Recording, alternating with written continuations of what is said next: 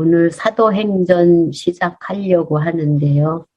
사도행전 시작하기 전에 성경 전체의 권, 편, 장, 절까지 한번 확인해 보도록 하겠습니다. 성경은 여호와 계시서로 1권은 구약, 2권은 신약인데 1권은 여호와의 언약, 이거는 그리스도 성취. 그리스도의 성취가 아니고 그리스도 성취. 그 다음에 구약은 3편으로 되어 있죠. 1편은 창세기서부터 에스더까지는 역사 섭리를 통한 언약. 2편은 찬양을 통한 언약. 3편은 예언을 통한 언약. 구약이 3편으로 되어 있는데 1편 섭리를 통한 언약은 몇 장으로 되어 있느냐면 4장으로 되어 있어요. 1장은 여호와의 언약 섭리, 2장은 자손 언약 성취 섭리, 3장은 땅 언약 성취 섭리, 4장은 통치 언약 성취 섭리, 이렇게 4장으로 되어 있는데 1장 여호와의 언약 섭리는 2절로 되어 있어요. 1절은 인류 시조와 언약, 2절은 인류 열조와의 언약, 이렇게 2절로 되어 있고, 그 다음에 2장 자손 언약 성취 섭리는 3절로 되어 있어요. 자손 언약 성취 섭리는 1절이 언약 자손의 번창, 그리고 그 다음에는 시내산 언약 수립. 그래서 시내산에서 언약을 받아가지고 광야에서 광야의 시련과 교훈, 민수기 30장까지가 자손 언약 성취 섭리이고, 그 다음에 3장 땅 언약 성취 섭리는 요단 동편 땅을 점령을 한 후에 신명기에서 2절 호렙산 언약을 재교육을 하고 그 다음에 여호수아에서 서편 땅을 점령하고 사사시대의 언약자손 시험이 300~400년 이어져요. 그 다음에 통치 언약 성취 섭리는 1절이 다윗 왕국의 창건, 2절이 이탈 왕조의 멸망, 3절이 다윗 왕국의 계승, 4절이 다윗 왕국의 회복. 그래서 역사 섭리를 통한 언약이 4장으로 되어 있는 것을 확인해 봤고요. 그 다음에 구약의 2편, 찬양을 통한 언약은 4장으로 되어 있어요.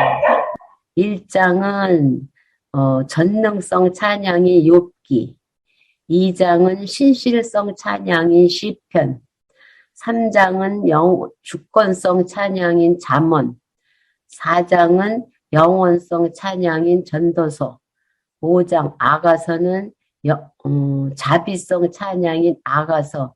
이렇게 찬양을 통한 언약은 5장으로 되어 있어요. 그 중에 1장 찬양을 통한 언약인 욥기는 1절이 망하게 하시는 여호와, 2절은 뜻대로 하시는 여호와, 3절은 흥하게 하시는 여호와. 그리고 신실성 찬양인 시편은 1절이 열조와의 언약 찬양시, 성취 기원 찬양시, 언약 성취 찬양시, 이렇게 시편이 3절로 되어 있고 3장 주권성 찬양인 잠언은 1절이 서원적 진술, 그 다음에 지혜를 주관하시는 여호와, 그 다음에 왕가를 세우시는 여호와, 나라를 다스리시는 여호와, 그 다음에 4장인 영원성 찬양인 잠언은 1절이 해 아래서의 무익한 사물, 여호와의 영원한 행사, 그 다음에 5장인 아가서 자비성 찬양은 1절이 조건 없는 사랑의 언약, 2절은 변함없는 사랑의 성취. 그래서 2편 찬양을 통한 메시아 언약이 끝나고 그 다음에 예언을 통한 언약은 2장으로 되어 있어요. 1장은 대선지자를 통한 예언, 2장은 소선지자를 통한 예언. 대선지자를 통한 예언은 1절이 이사야 때리고 싸매심, 2절은 예레미야 및 예레미야 애가 뽑고 심으심, 3절 에스겔은 흩트고 모으심, 4절 다니엘은 멸하고 세우심. 그 다음에 2장에서 소선지자를 통한 언약은 북왕조 패망시대 예언, 남왕조 패망시대 예언, 전제사 회복시대 예언.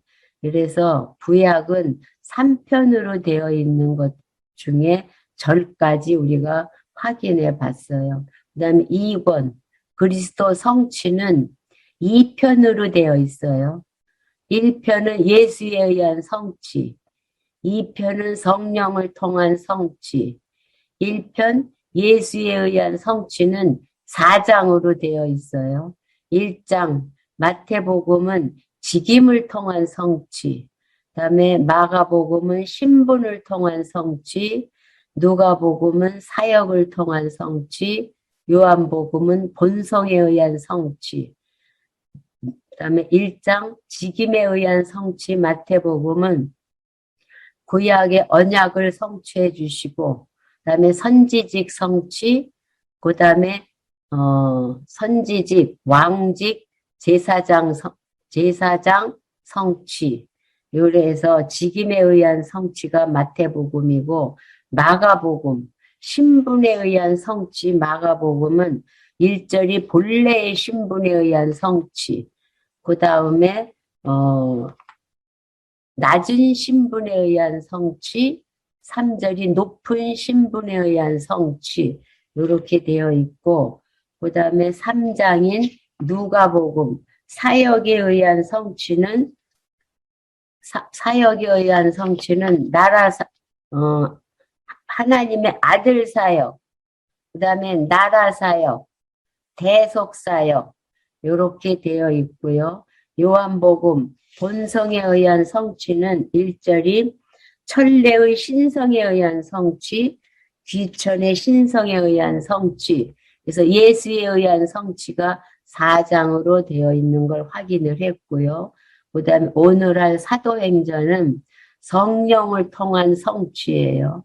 성령을 통한 성취는 5장으로 되어 있는데 1장 사도행전은 교회 창립을 통한 성취가 사도행전, 그 다음에 로마서부터 갈라디아서까지가 교회 양육을 통한 성취, 그 다음에 에베소서부터 디모데 전후서까지가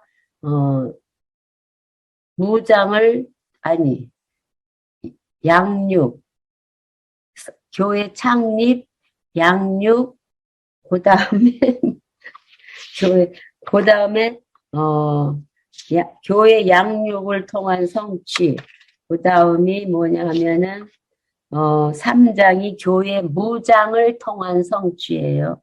무장을 통한 성취는 에베소서부터 빌레몬서까지. 그 다음에 4장이 교회 투쟁을 통한 성취가 히브리서서부터 요한 1, 2, 3서 유다서까지. 그 다음 5장 교회 승리를 통한 성취가 5장으로 되어 있어요. 그 중에 오늘 사도행전은 주어가 성령께서가 주어고, 그 다음에 복음, 예수에 의한 성취의 주어는 예수께서가 주어고, 구약의 주어는 여호와께서, 이래 돼요. 여호와께서, 예수께서, 성령께서가 주어기 때문에 전혀 인본이 들어올 수가 없어요. 다 하나님이 창세전에 작정하신 뜻을 따라 시간 세계에 다 섭리하시는 것을 우리가 성경 본문에서 확인을 할 수가 있어요. 사도행전은 지금 3절로 되어 있어요. 사도행전 첫 번에는 예루살렘 교회를 창립을 해요. 예루살렘 교회 창립을 하고 그 다음에 이방 지역에다가 교회를 설립을 하고, 그 다음에 로마 교회 설립 경위까지 사도행전의 내용이 함축되어 있어요. 사도행전의 요절은 1장 8절이 요절이에요. 사도행전 1장 8절이 구조로 보면 요한복음에 들어가 있는데 논리적인 통일성을 가지고 있기 때문에 그냥 사도행전의 요절은 1장 8절로 되어 있어요. 1장 8절의 내용이 뭐냐면 오직 성령이 너희에게 임하시면 너희가 권능을 받고 예루살렘과 온 유대와 사마리아와 땅 끝까지 이르러 내 증인이 되리라 하시니라. 이것이 사도행전의 요절이고요. 사도행전의 주제는 교회 창립을 통한 그리스도 성취가 주제예요. 사도행전의 주제. 그래서 1절 예루살렘 교회 창립은 두 단락으로 되어 있어요. 성령 강림에 의한 교회 창립과 말씀 전파를 통한 교회 확장, 이렇게 두 단락으로 1장 12절부터 8장 내용을 두 단락으로 되어 있어요. 근데 성령 강림에 의한 교회 창립이 지금 성령과 말씀에 의한 교회 창립과 표적과 핍박을 통한 말씀 전파 두 단락으로 되어 있는데 1장 12절부터 2장까지는 성령과 말씀에 의한 교회 창립은 언약대로 성령이 강림하고 말씀으로 교회를 창립하는 내용이 2장 47절까지 나와요. 1장 예루살렘 교회 창립을 보면은 성령 강림에 의한 교회 창립이 1장 12절부터 4장 30절까지인데 그 안에 성령과 말씀에 의한 교회 설립이에요. 성령께서 말씀으로 교회를 설립해 주는 내용인데 첫 번째 양쪽 가로 1번이 언약대로 성령이 강림을 하는 내용인 거예요. 언약하신 대로 성령이 강림을 한다. 이런 내용인데 이게 이제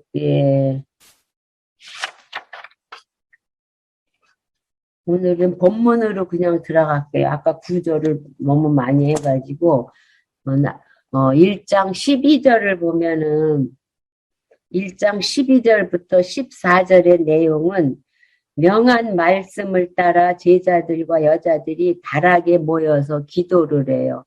왜 다락에 모여서 기도를 하냐면 사도행전 1장 4, 5절에서 1장 5절에서 예수님이 약속을 했어요. 1장 5절에서 뭐라고 약속했냐면 요한은 물로 세례를 베풀었으나 너희는 몇 날이 못되어 성령으로 세례를 받으리라 하셨느니라. 그래서 예루살렘을 1장 4절부터 보면 사도와 같이 모이사 저희에게 분부하여 가라사대 예수님이 예루살렘을 떠나지 말고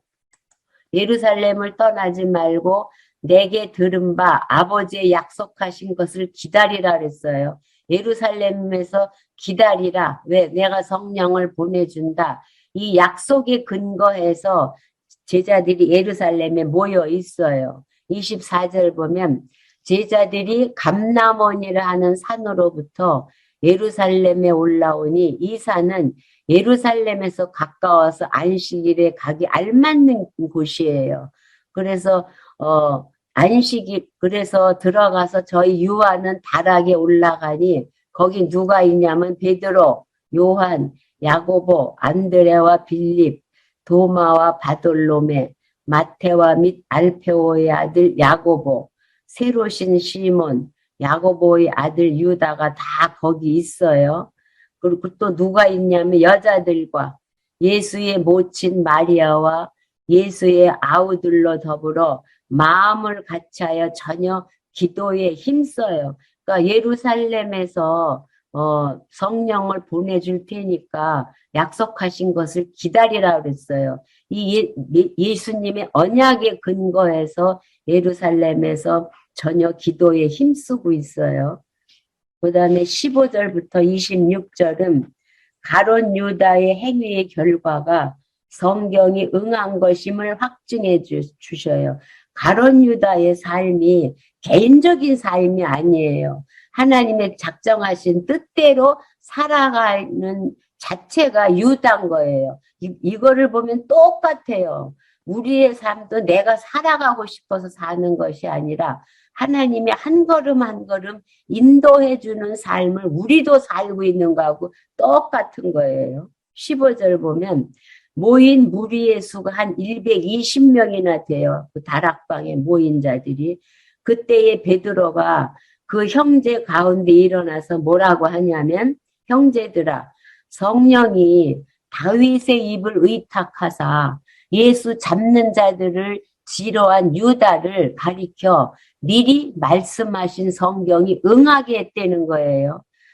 성령이 다윗의 입을 의탁해가지고 유다에 대해서 그 말씀하신 것이 성경이 응하는 것이 마땅하다고 하면서 이 사람은 본래 우리 수 가운데 참여하여 이 직무 한 부분을 맡았던 자예요.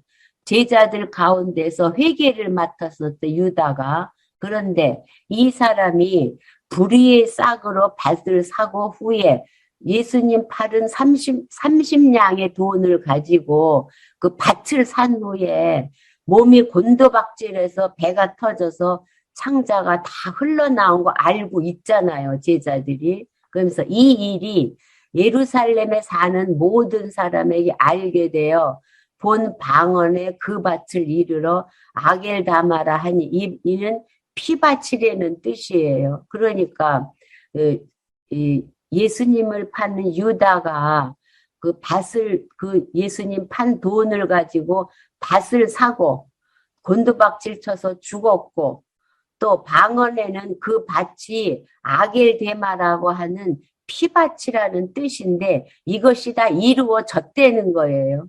그리고 또 그거 유다 사건도 이루어졌을 뿐만 아니라 시편에 뭐라고 기록이 돼 있느냐면 그의 거처로 황폐하게 하시며 유다 거처로 거기 거하는 자가 없게 하소서 하였고 그러니까 가룟 유다가 황폐한 곳에 이게 피밭이라는 곳에 거기서 그 예수님 판돈으로 피밭을 사고 거기에서 죽고 거기에 묻히게 될 것까지 다 시편에 다윗이 언약한 것이 이루어졌다는 거예요.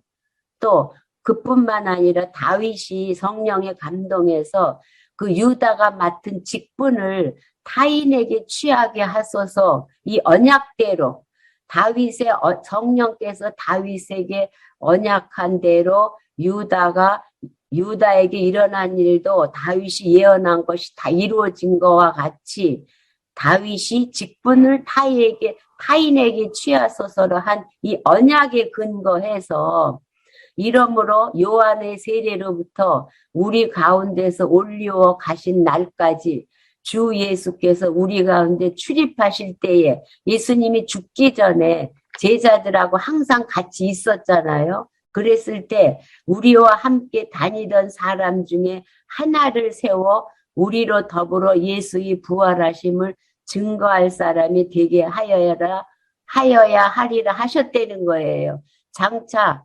유다가 죽은 후에 제자들과 함께하는 자들 중에서 한 사람을 뽑을 것을 가르쳐 주셨다고 하면서 저희가 두 사람을 천하니 하나는 바사바고 또 별명은 유스도라 하는 요셉이요 하나는 마띠아예요. 요셉하고 마띠아를 천거를 했어요. 두 사람을. 그러니까 저희가 뭐라고 하냐면은 기도하여 가로되 무사람의 마음을 아시는 주여 이 두 사람 중에 누가 주의 택하신 바가 되어 봉사와 및 사도의 직무를 대신할 자를 보이옵소서. 유다는 이를 버리었고 제 것으로 갔나이다 하고 제비를 뽑아서 마띠아를 얻으니 저가 11사도의 수에 가입돼서 유다 대신에 마띠아를 뽑았어요. 이거는 무슨 내용이냐 하면 다윗이 성령에 감동해서 어, 예수님을 판 유다가 일어날 일을 다 예언을 했는데 유다에게 일어난 일 다 이루어졌잖아요. 그거와 같이 다윗이 직분도 타인에게 주소서 하라고 한 이 예언도 이루어진다는 거예요. 그래서 그 약속대로 제비를 뽑았는데 마띠아가 사도 중에 한 사람으로 들어오게 된 내용을 여기서 확증을 해주고 있어요. 그 다음에 2장 1절부터 13절은 오순절 날에 각 사람 위에 강림하여 여러 표적을 나타내요. 2장 1절 보면 오순절 날이 이미 이름에 저희가 다 같이 한 곳에 모였어요. 구약시대에는 3대 절기가 있어요.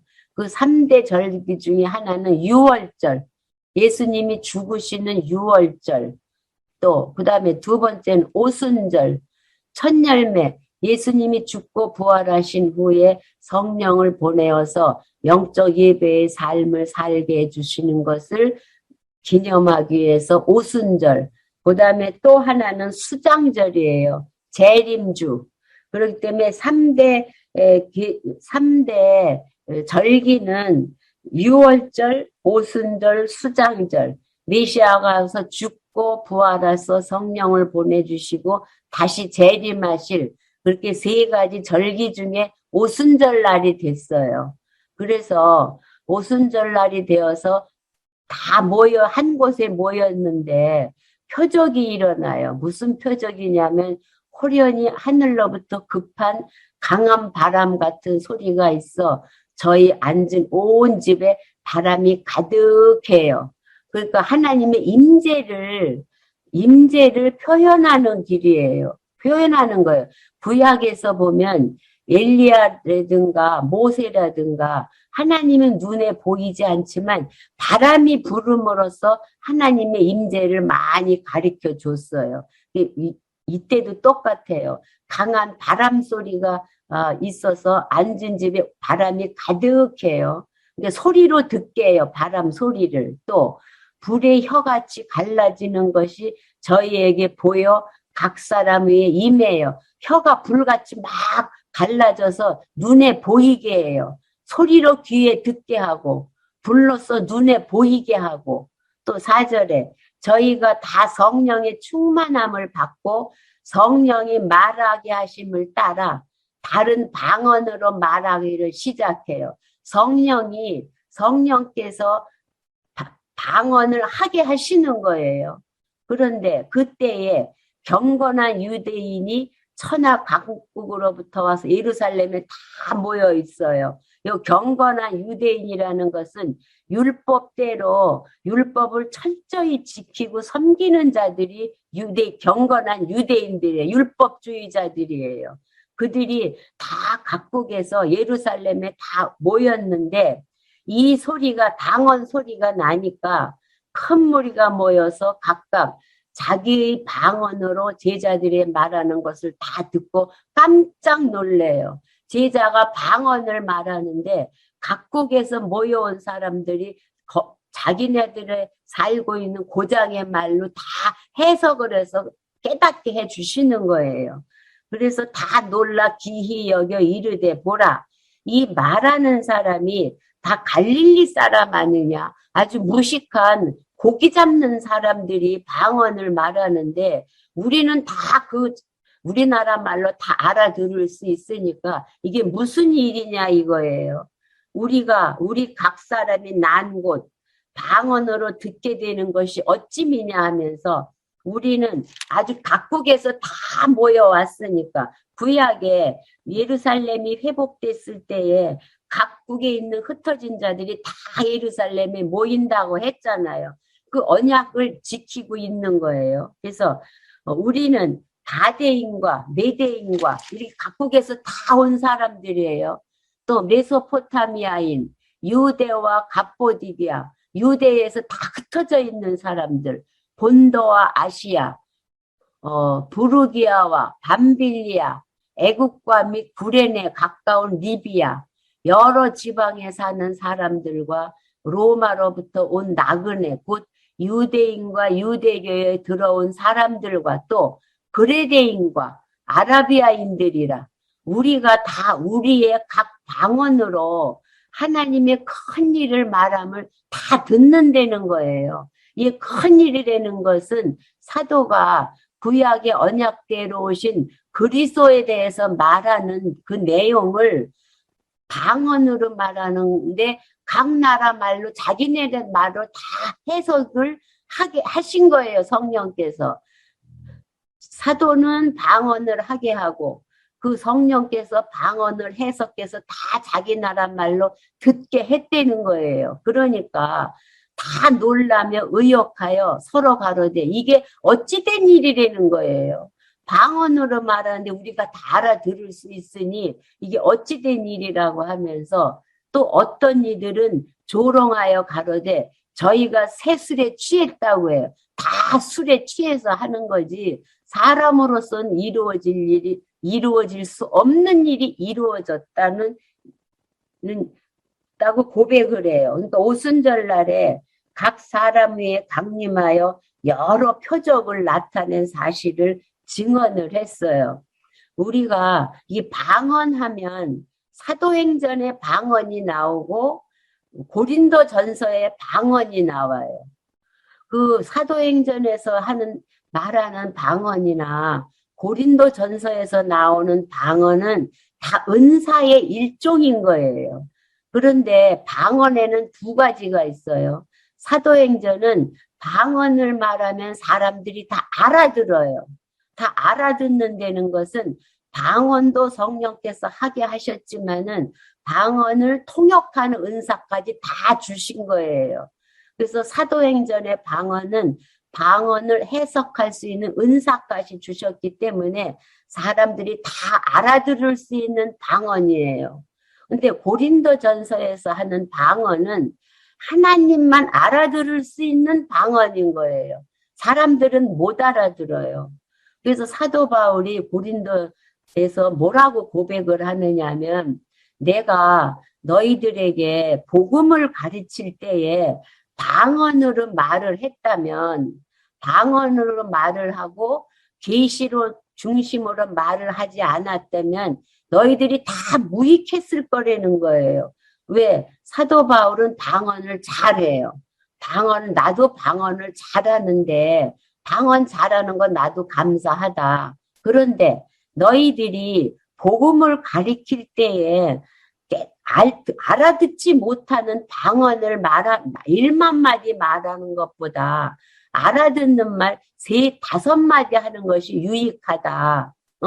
그렇게 가르치면서 그래도 너희가 방언을 하려면 통역하는 은사를 구하라고 그래요. 그러니까 사도행전에서 준 방언이나 고린도 교회에서 준 방언은 사도시대의 일종의 은사예요. 근데 사도행전의 방언은 방언하고 또 성령께서 통역한 은사까지 주셨고 고린도전서에서는 방언을 하되 통역한 은사를 주지를 않았어요. 그래서 고린도 교회에서 방언하는 것은 하나님께 하는 방언이고 사람들은 못 알아들어요. 그리고 사도행전에서 하는 방언은 방언하고 또 통역한 은사까지 주셨기 때문에 각국에서 온 백성들이 다 알아듣는 거예요. 그래서 방언이 사도시대의 방언인 거예요. 지금은 방언이 없어요. 왜 없느냐면 고린도전서 사도 바울이 그랬어요. 이게 온전한 것이 오면 성경이 다 기록된 후에는 부분적인 계시가 필요 없다는 거예요.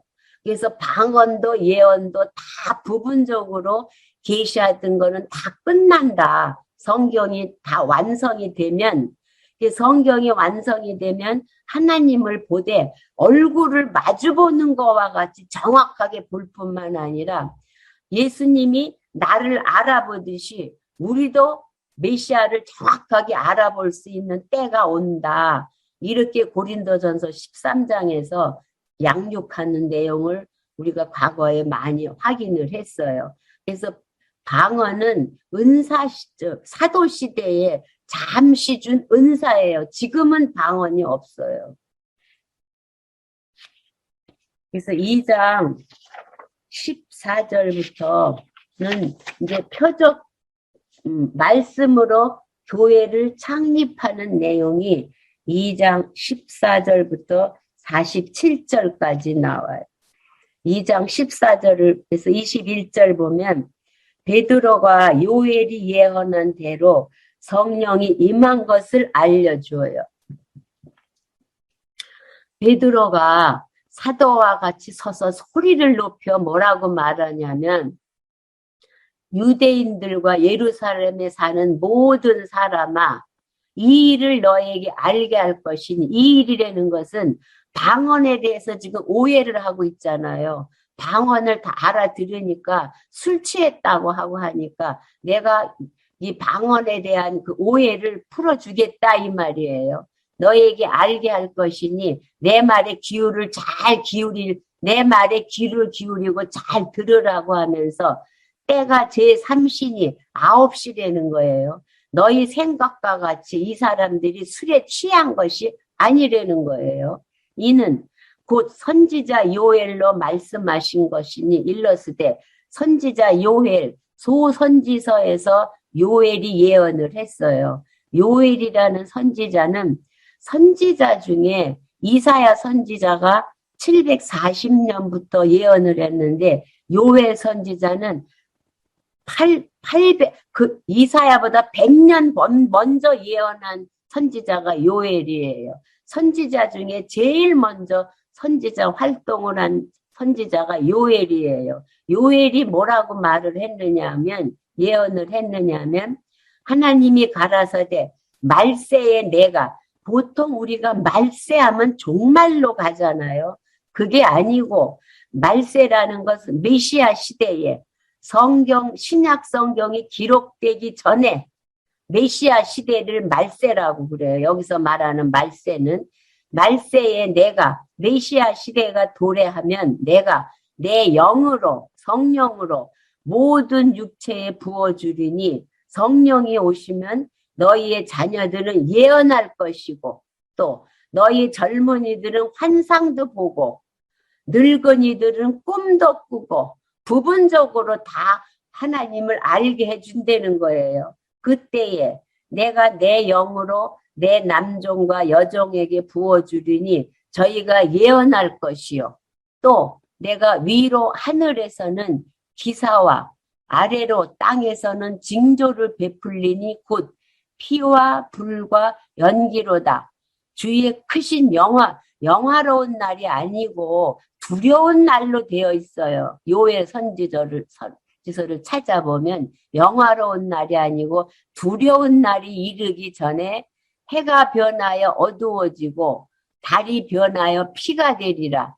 누구든지 주의 이름을 부르는 자는 구원을 얻으리라. 뭐냐면 요엘 선지자가 성령이 오시면 메시아 시대에 성령이 오시면은 자녀들이 예언하고 젊은이들은 환상을 보고 늙은이는 꿈을 보고 또 남종과 여종들에게 예언하는 은사를 주고 또 은사를 줄 뿐만 아니라 예루살렘 성전이 AD 70년에서부터 132년까지 예루살렘 성전이 멸할 것까지 다 예언을 했다는 거예요. 그래서 요엘 선지자 예언대로 성령이 임했음을 증언을 해요. 알려줘요.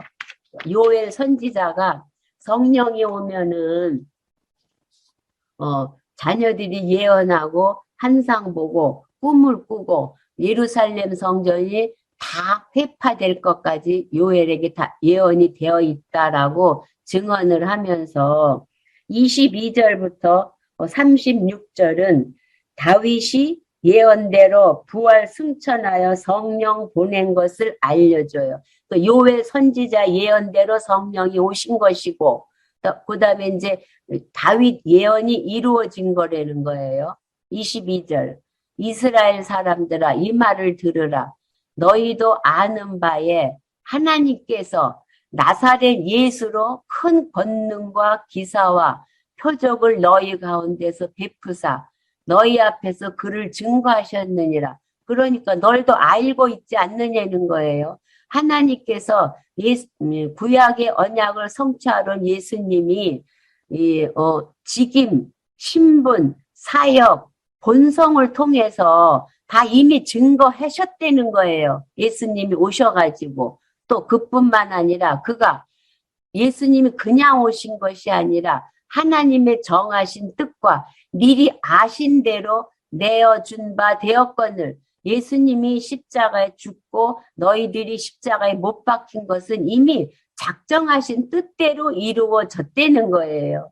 그러니까 너희가 법 없는 자들이 손에 빌려서 못 박아 죽였으나 그러니까 로마의 그 이방인에게 맡겨서 못 박혀 죽게 하였으나 하나님께서 사망의 고통을 풀어 살리셨으니 이는 그가 사망에게 매여 있을 수 없는 자라는 거예요.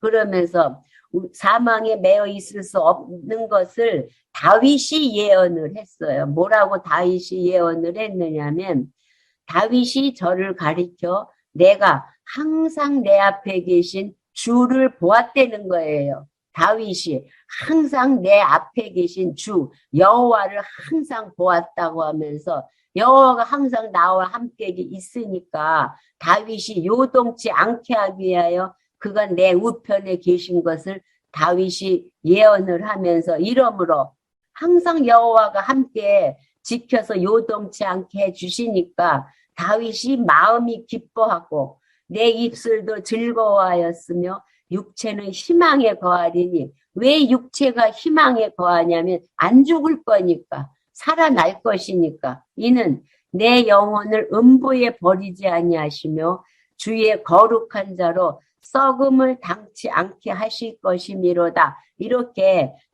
죽었다가 부활할 것을 다윗이 예언을 했는데 주께서 생명의 길로 내게 보이셨으니 주의 앞에서 나로 기쁨이 충만하게 하시리라 이렇게 예언을 했다는 거예요. 근데 이 예언이 형제들아 내가 조상 다윗에 대하여 담대히 말할 수 있노니 다윗이 죽어 장사되어 이 묘가 오늘까지 우리 중에 있다는 거예요. 다윗이 죽었다가 살아난다고 말한 것은 30절에서 메시아에 대한 말을 한 거지 다윗이 아니라는 거예요. 자기 얘기가 아니라는 거예요. 왜냐하면 다윗은 이미 죽어서 묻어 있지 않느냐.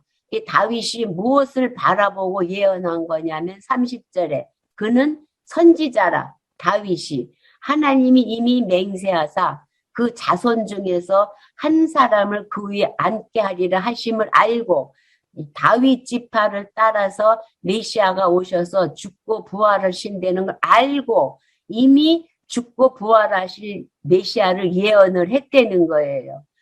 미리 보는 거로 그리스도의 부활하심을 말하되 저가 음부에 버림이 되지 않고 육신이 썩음을 당하지 아니하리라 하더니 이 예수를 다윗이 언약한 대로 이 예수를 하나님이 살리신지라 우리가 다 이 일의 증인이라는 거예요. 예수님 죽고 부활하시는 거 우리들이 다 눈으로 본 증인이라고 하면서 33절에 하나님이 오른손으로 성부 하나님이 오른손으로 성자 예수를 높이심에 그가 약속하신 성령을 아버지께 받아서 너희 보고 듣는 이것을 부어주셨다는 거예요. 성령을 언약하신 뜻대로 성부 하나님이 성자 하나님을 죽고 부활하신 후에 약속하신 대로 성령을 주셨다는 거예요.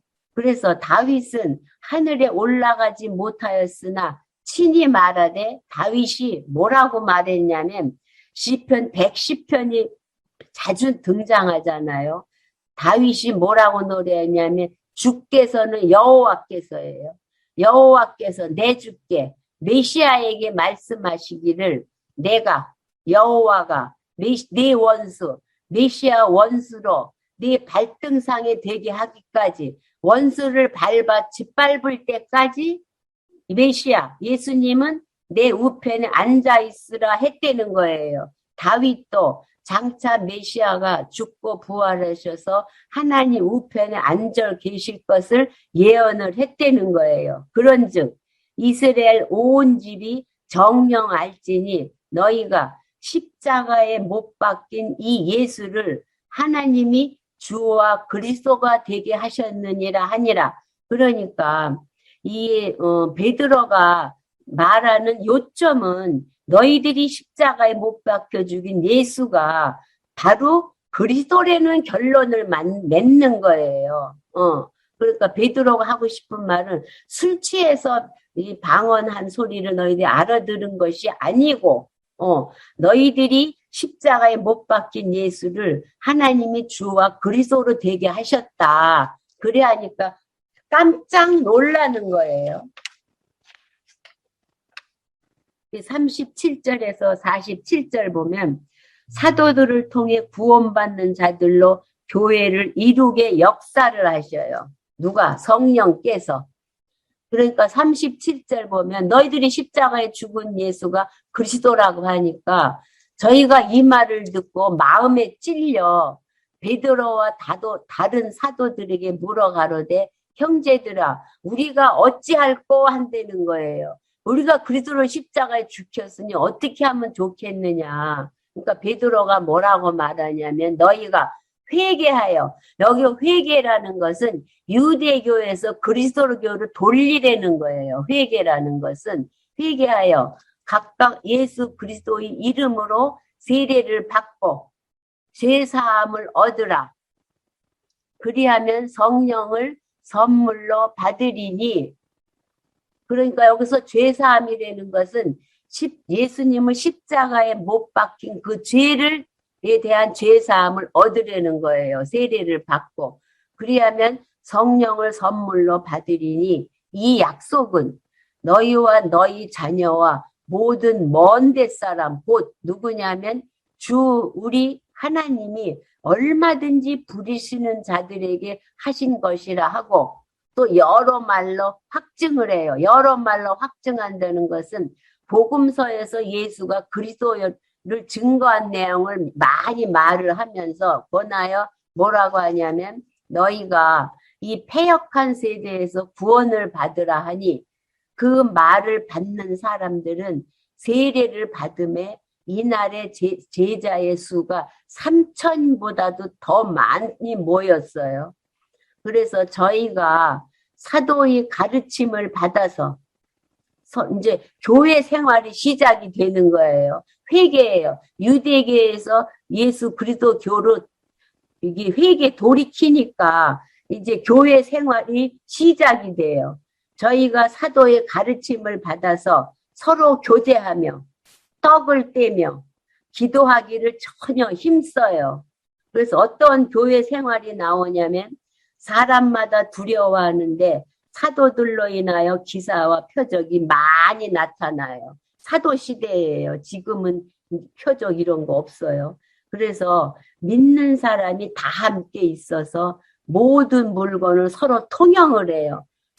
다 교제가 물건을 다 통용하고 초대교회에 또 그뿐만 아니라 전 재산과 소유를 팔아 각 사람의 필요를 따라 다 나눈 연보 생활도 하고 또 날마다예요. 날마다라는 건 날짜와 시간을 초월해요. 구약시대에 이 경건한 유대인들은 다 구약에서 약속했던 날짜대로 했는데 이제 그게 아니고 그것을 다 날짜와 시간을 초월해서 날마다 마음을 같이하여 성전에 모이기를 힘쓰고 집에서 떡을 떼요. 이제 성도 간의 교제가 이루어져요.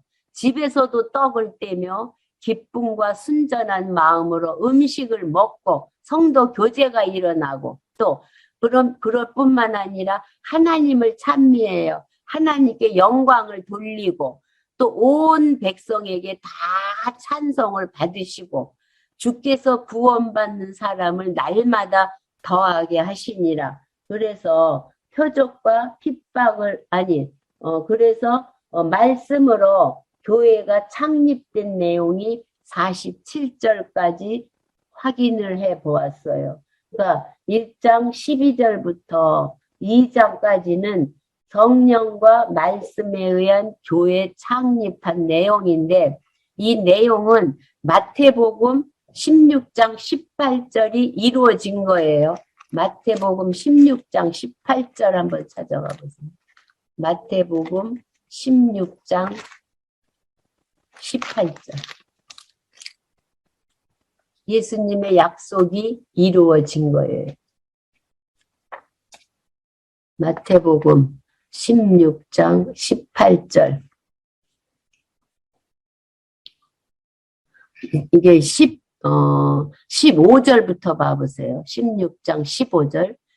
예수님이 물어요. 베드로 보고, 너희는 나를 누구라 하느냐 물으니까 베드로가 아주 성질이 급하잖아요. 그러니까 베드로가 뭐라고 대답하냐면, 주는 그리스도시요 살아계신 하나님 아들이라고 그래요. 그러니까 예수님이 뭐라고 대답하냐면, 바요나 시몬아, 내가 참 복이 있다. 택한 자라는 거예요. 이를 내게 알게 하니는 혈육이 아니요 하늘에 계신데 아버지라는 거예요. 내 아버지가 너로 하여금 주는 그리스도시요 살아계신 하나님 아들이라고 말하게 했다는 거예요. 그러면서 약속을 해요. 예수님이 또 내가 내게 이르노니 너는 베드로라. 내가 이 반석이라는 것은 그리스도의 말씀을 털을 반석이라고 그래요. 위에 그리스도의 말씀이 반석 위에 내 교회를 세우리니 음부의 권세가 이기지 못하리라. 그래서 예수님의 언약대로 예루살렘의 교회가 창립된 것을 우리가 확인을 할 수가 있어요.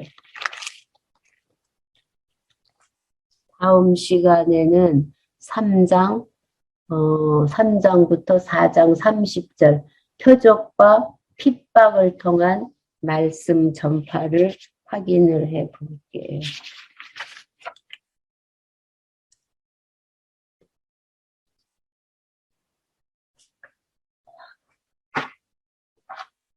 주기도문으로 마치겠습니다. 하늘에 계신 우리 아버지, 이름이 거룩히 여김을 받으시오며 나라의 임하옵시며 뜻이 하늘에서 이룬 것과 같이 땅에서도 이루어지이다. 오늘날 우리에게 일용할 양식을 주옵시고 우리가 우리에게 죄 지은 자를 사하여 준 것과 같이 우리 죄를 사하여 주옵시고 우리를 시험에 들게 하지 마옵시며 다만 악에서 구하옵소서. 대개 나라와 권세와 영광이 아버지께 영원히 있사옵나이다. 아멘.